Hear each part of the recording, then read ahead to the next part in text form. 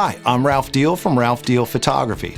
You know, one of the most common sources of stress for a couple on their wedding day is running behind schedule. It happens all the time, and it's also totally unnecessary. In this video, we're going to talk about the all-important wedding day photography timeline. An organized photography timeline will help create a stress-free experience, which is what we all want, right? All right, let's get started. There are similar parts of every wedding day, no matter the time of year or culture of your wedding. The following are ideal time frames to keep in mind when you plan your timeline. They may seem a little long, but to best document your story, you'll want to build this amount of time into your schedule. Let's start with the details. 30 minutes gives us enough time to get beautiful shots of your rings, dress, and other details. Detail shots are an important part of your wedding day story and make for great transitions from one part of the day to the next in your album. Next would be getting ready. You're going to want about an hour for the getting ready photos.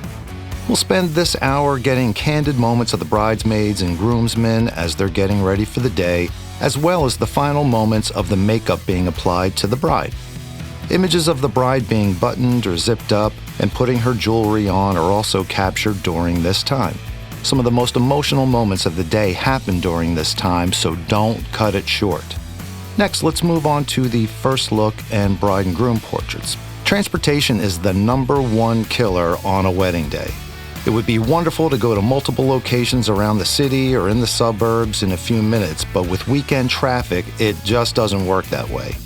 Make sure you're leaving at least 1 hour in your wedding day timeline for us to capture your first look, standard and creative images of the two of you, as well as individual portraits, meaning the bride and groom separately. For the ceremony, you're going to want to leave 15 minutes up to 2 hours. The ceremony length depends largely on the culture and if the ceremony will be performed in a house of worship. Speak with the officiant to determine the length of your ceremony. The bridal party. Now, this is also going to depend on the size of the bridal party and if you have 1 or 2 photographers booked, but 20 to 30 minutes should be enough for 2 photographers to photograph individual and group shots of the bridesmaids and groomsmen and the entire bridal party together.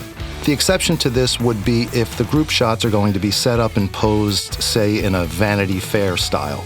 That will most certainly add time because of the lighting and posing involved for that type of photo. Next, family photos. Leave about the same thing, about 20 to 30 minutes for family photos. And just to be clear, this would be for immediate family only, which is your parents, grandparents, siblings, and their spouses and children. And lastly, the reception. And you're going to want to leave 3 to 4 hours of time in the timeline for that. Once we're at the reception, we switch to the venue and DJ or band leader's timeline. We communicate with them to determine the flow of the evening and when the best time will be to take our couples out for an end-of-the-night shot. The last shot of the evening is a crucial piece during the reception, as it will be the last image in the wedding album. Before bringing our bride and groom out for the last photo, we find a location close to the reception room and set our lighting up in advance. This way we can quickly and efficiently capture the image so our couple can get back to the party as quickly as possible. So there you have it. For more videos like the one you just watched, click the bell to receive the latest videos. Thanks.